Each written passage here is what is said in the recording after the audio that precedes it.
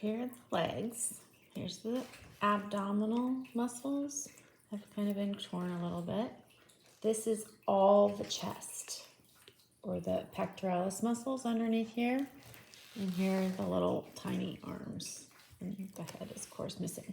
We're just going to be focusing on the legs. I'm going to go, the skin is pretty easy to peel off. I'm going to go ahead and peel off the skin. This is not how I would dissect something. This is how I would cook a chicken. I usually cut through the loose skin right here because I know that the body goes down pretty far. And I cut the skin towards where it's attached down here. Kind of cut it off the edge there.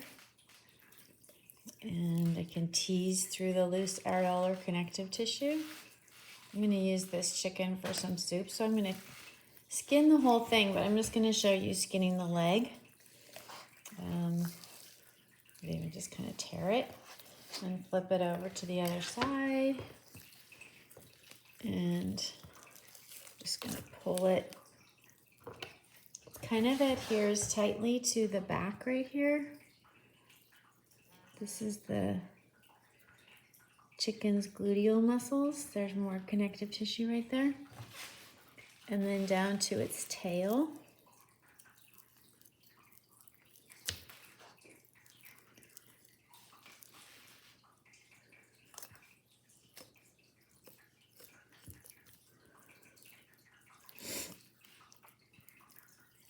Once I have it all the way over to the tail, can usually, let's get this chunk. The fat on the chicken is kind of more distinctive little separate fat pads. It's not so immersed into the muscle as like it is on pigs and cows and humans, which is one of the reasons why chicken's probably more of a healthier kind of meat to eat.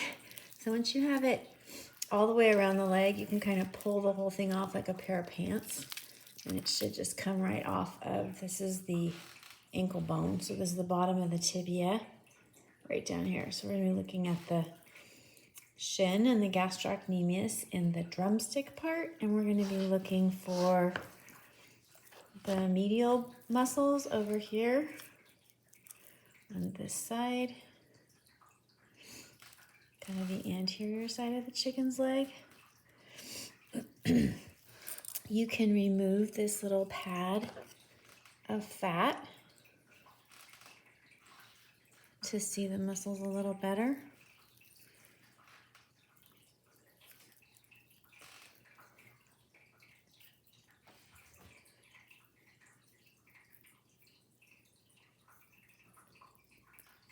This chicken looks like it has a little bruise there, which makes it trickier to not cut the muscle when the bruise looks like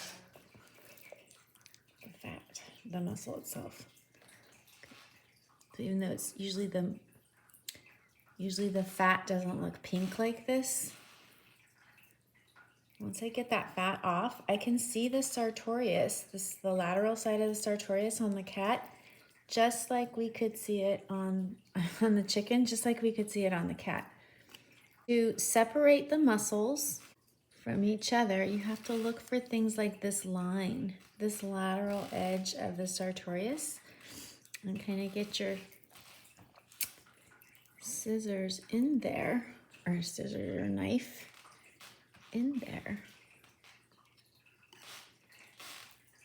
to separate this muscle off of the underlying muscle.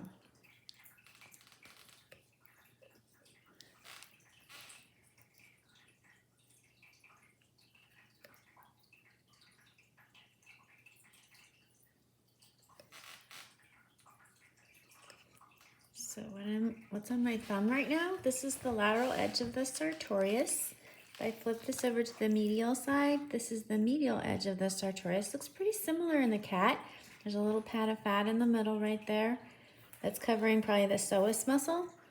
So if you can find the edge of the muscle, we're going to try to cut through the epimysium, the outer membrane of connective tissue, that's holding it down. And see if we can get our knife underneath it.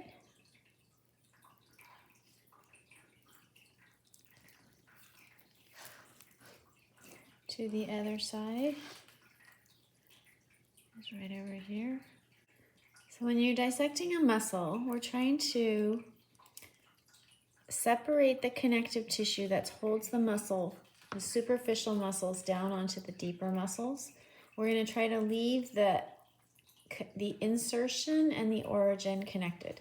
So on a human sartorius, human leg goes like this. The sartorius looks like it curves around because it goes from the lateral edge of the iliac crest, and then it goes across your quadriceps group and attaches to the medial side of your tibia.